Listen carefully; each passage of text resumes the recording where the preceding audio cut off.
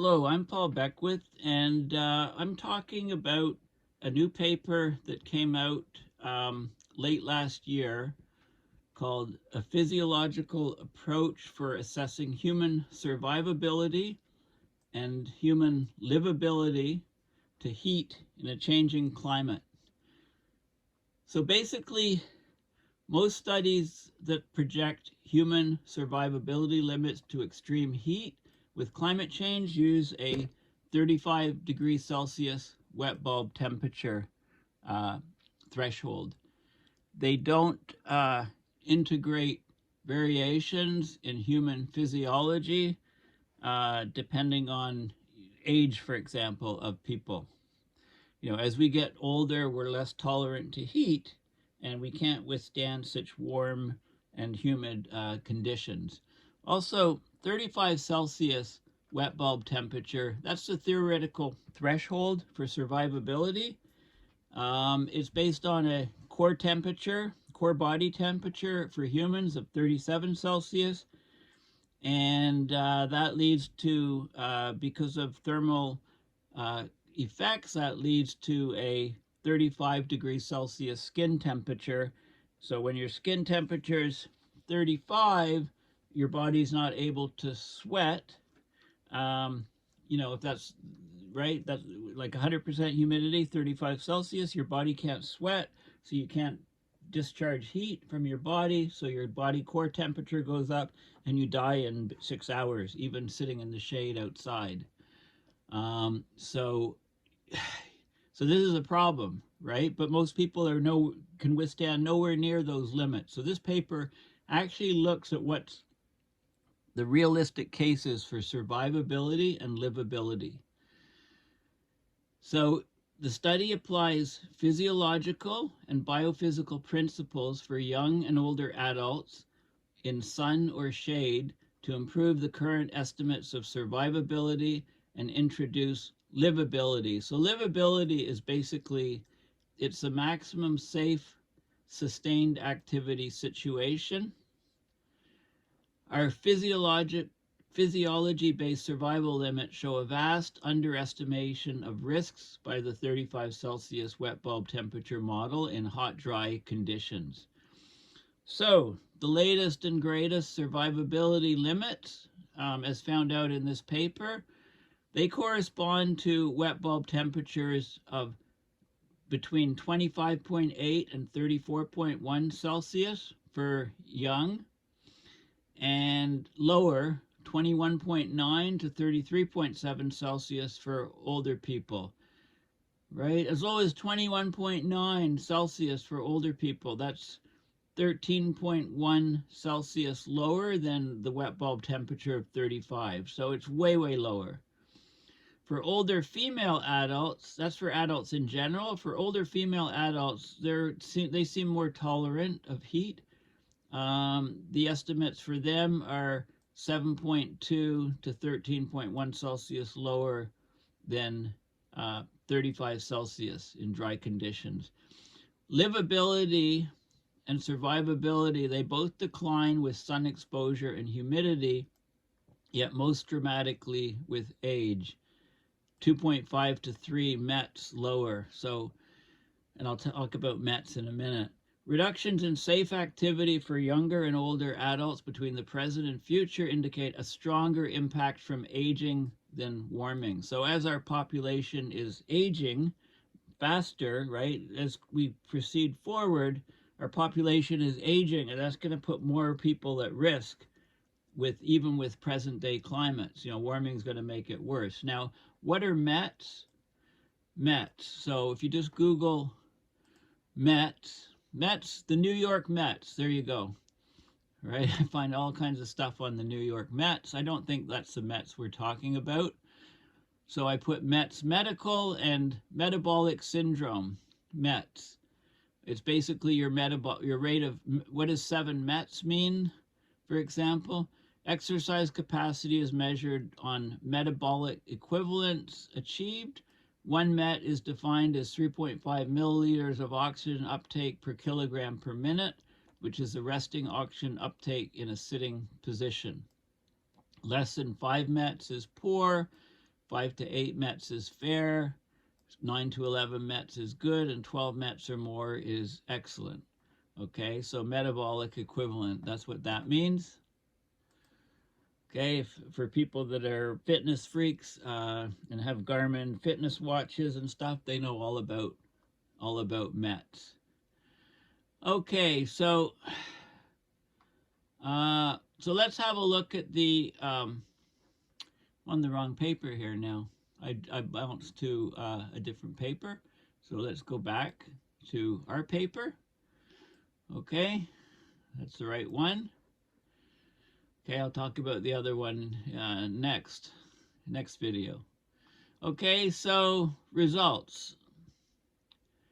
Okay, so they looked at basically they use these definitions. So survivability, an individual's core temperature if it exceeds 43 Celsius within a 3 or 6 hour window, you basically don't survive.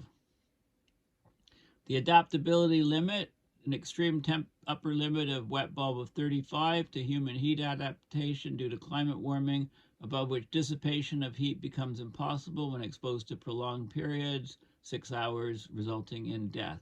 That's from some different recent papers on this. Liveability is defined in this paper. It's the maximum safe internal heat production physical activity that a person can generate without a sustained rate of positive heat storage in their body in the prevailing environment. So your body doesn't heat up and you can sustain this for a long period of time.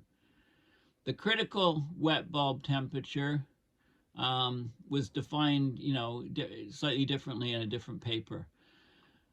Okay, so these are the conditions that are looked at. The radiation conditions. We can have indoors or shaded conditions versus outdoors sun-exposed conditions. When you're sun-exposed, you're obviously less tolerant to the high heat and humidity, so you take a hit. Population type. Young, healthy adults are 18 to 40 years old. Older adults are greater than 65 years old. They don't look at the very young people. If you're looking at toddlers or people under 5, unfortunately, they're not. They're harder to study, those populations. Toddlers don't want to be studied. They tend to move around a lot and not answer questions and not do what they're told. 0 to 5 years old. So that they're more.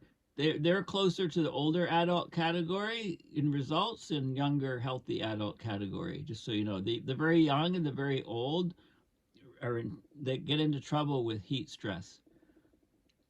Okay, survivability assessment is you don't die of heat stroke in 3 to 6 hours, basically.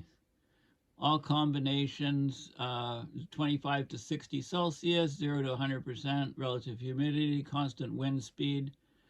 The assumption is that you're nude, you're lying down, you remain hydrated. Okay, so they do the survivability assessment studies on nudist colonies, I guess. The livability assessment means that you can have some level of activity and your body basically isn't overheating. And future livability, same sort of thing. Okay, so those are some of the conditions. These are the results. So this is indoor shaded, 18 to 40 years old, and this is over 65 years old. Okay, so the survivability limits are the black lines. The wet bulb temperature is the gray line. So the wet bulb temperature is way overestimating, of 35 is way overestimating survivability. This is a survivability line. It's much lower.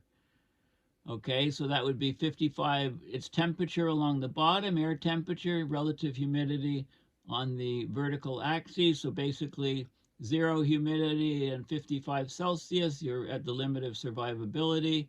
If the humidity is 40%, you're only good for 45 Celsius. If you're 100%, you've got this wet bulb temperature here. You're actually a bit lower than 35, maybe 33 or 34. This is young. course, these curves are all moved this way for older people, right? Their tolerances are much lower. Their survivability is much lower, right? Yellow is good. The other colors are bad. This is if you're sun exposed. If you're sun exposed, it moves the curve way over, way down diagonally this way. You know, and especially even more so for older people. So for younger people, it drops from 55 to about 48 or so, a drop of 7. You drop from about 47 down to, you know, about 41 or so for older people. So the curves bend inwards quite a bit. Okay, so it's much lower than the theoretical, and the data is all here. This is the data. If you prefer seeing it in a graph, it's all here, and if you prefer seeing it in chart form, it's all here. This is indoors shaded for 6 hours versus indoors shaded for 3 hours, the survivability limit, right? And 18 to 40 years old and over 65 years old. Okay, so you can see the indoor shaded for 6 hours is this curve, lower limits, of course, than the 3 hour situation. Okay, this is indoor shaded. This is some more data. Air temp. Okay, so again, we got air temperature, we've got humidity, relative humidity, we've got all of these different curves here, lines, we've got data points on people. And you can see, again, you know, you really need to consider the age of the person, and you're much lower than the theoretical line here of wet bulb 35. Okay, so using that is just crazy. I mean, we have to use the actual reality of the human physiology and your age, etc., whether you're in the sun or not, and to calculate these numbers. So this is a great curve. This is you're actually doing work here. Okay, you're not just sitting in these conditions. You're actually doing work. How much work are you doing? Well, that's measured by the METs, maximum metabolic rate, to keep compensable heat stress. So in other words, the maximum metabolic rate that you can actually put out, the amount of exercise a person can put out, is these different bands of color, so that where their body core temperature doesn't heat up, where the air temperature and humidity are depicted here, you know, depending on where you are on the curve. So if you're sitting down, that's 1.5 METs, sitting down at a desk. If you're walking, it's 2.3. So this is the sitting down case. You can be up here. If you're walking, you know, it drops off a bit, right? You're burning some energy. Core body temperature is heating up a bit. This is, you got a broom, it looks like, right? So moderate exercise is the green colors. You're walking upstairs is these colors here. This looks like you're dancing, right? Dancing, partying, having a lot of fun, moving around moderately is the orange. Okay, so if you're partying outside, you can't your body core temperature is going to be heating up. You know, if for example it's 35 Celsius outside, you know, about 10% humidity, you're okay. But if it's any hotter or more humid, your body core is going to heat up when you're doing your dancing. Running is this case here, the dark orange, and heavy lifting, heavy work is 7 METs or higher. You're in these regions here. Temperatures have to be much lower, otherwise you start sweating and your body core temperature heats up. This crosshatch curve, these guys are survivable if you're in this region, but they're not livable. Okay, in other words, you have to be lying naked in the shade and not moving to survive. You can survive in these conditions, but they're not livable. You know, anything you do, moving and whatever, and your body core overheats. Those are the cross-shaded area. So it's a really cool diagram. I love this. I love the way they presented this here. Really neat stuff. More stuff on difference in livability between older and younger adults for shaded and sun-exposed conditions. More of the same sort of plots. And then we have some maps of the world, and these maps show basically the M max is the maximum, the METs that you can output and actually live in this region.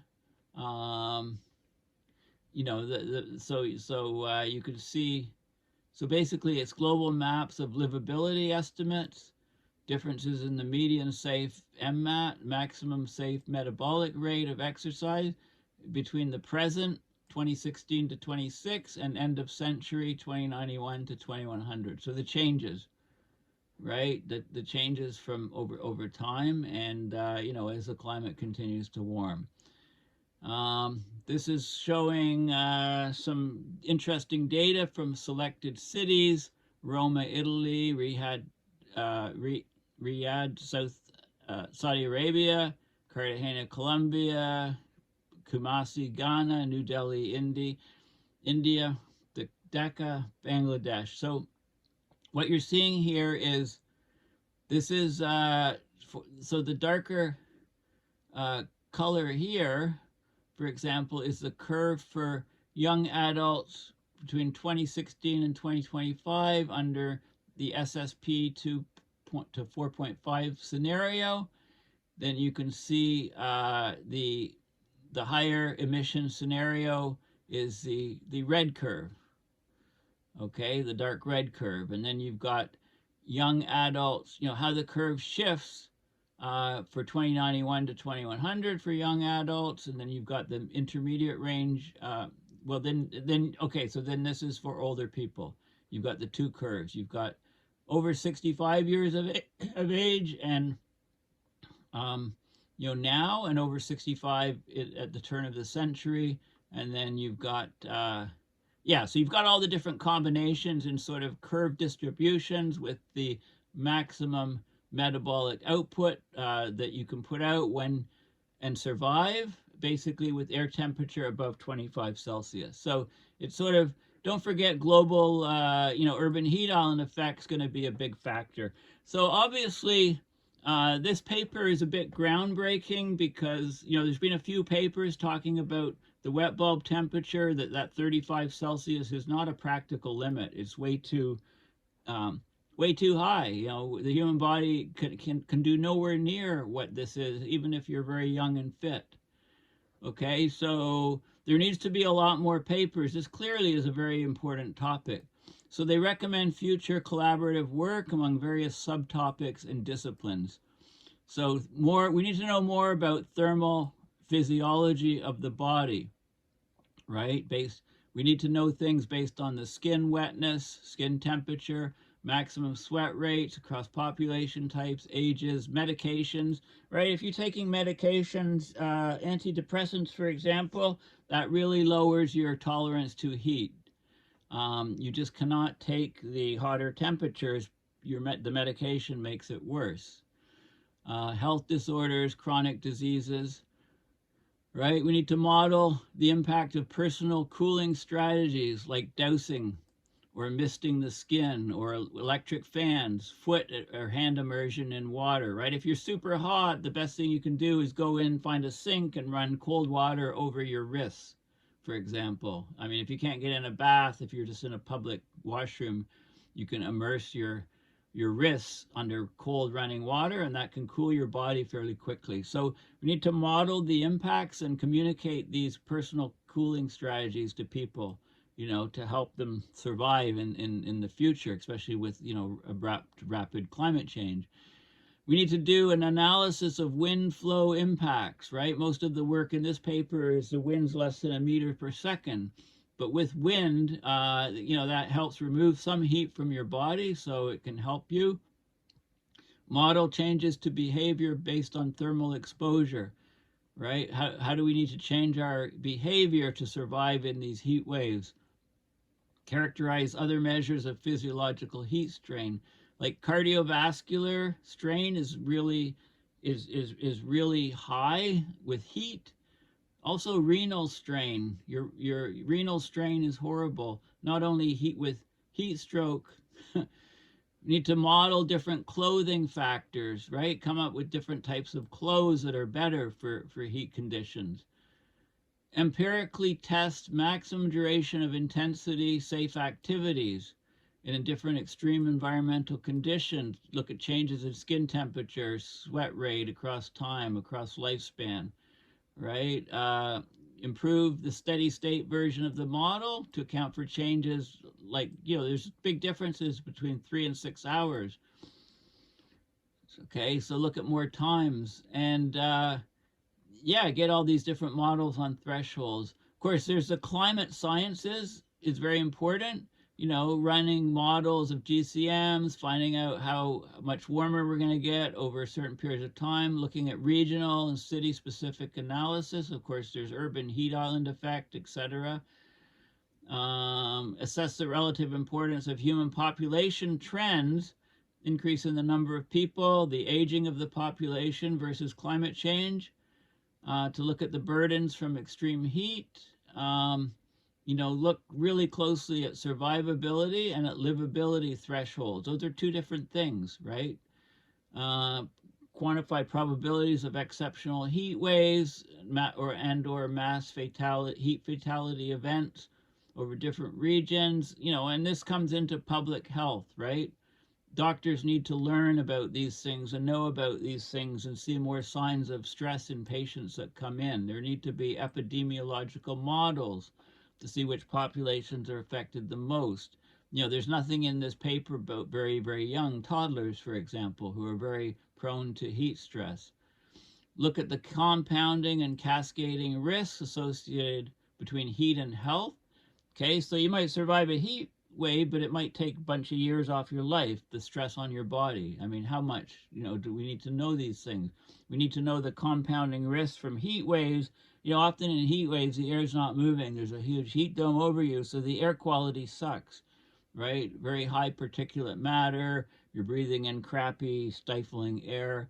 That's compounding it. There might be a lot of wildfires with putting up smoke during the heat waves and you're breathing that stuff. What can we do to design our houses better and buildings better to improve livability and survivability, right? And have cooling centers in cities so that people can go places for heat waves. Have systems to check out older people that are living alone in high-rise buildings. Assess where the air conditioning is and how much air conditioning there is, and so on. Okay, so there's all of these different factors for future research, and they go through in their methods, and there's different zones, right, that are talked about. You can survive while remaining within sweating limits, survive despite exceeding sweating limits, not survive, not survive, not survive, depending on different situations, right? So yeah, it's a very, very fascinating paper. It's vitally important. It's a crucial paper, right? People need to understand this. It needs to be put in a form. There needs to be a lot of public education, and we need a lot more of that research that I was just talking about to narrow these things down. Otherwise, that's part of adaptation to trying for people to survive the environment, which is changing rapidly from abrupt climate system change. So thanks for watching. Please go to paulbeckwith.net and donate to my PayPal to support my research and videos. We have, this is a very, very crucial, very, very important paper, and it shows that the human body is just not as resilient as we thought it was. So thanks again for, this is open source. Please go have a look at the paper yourself.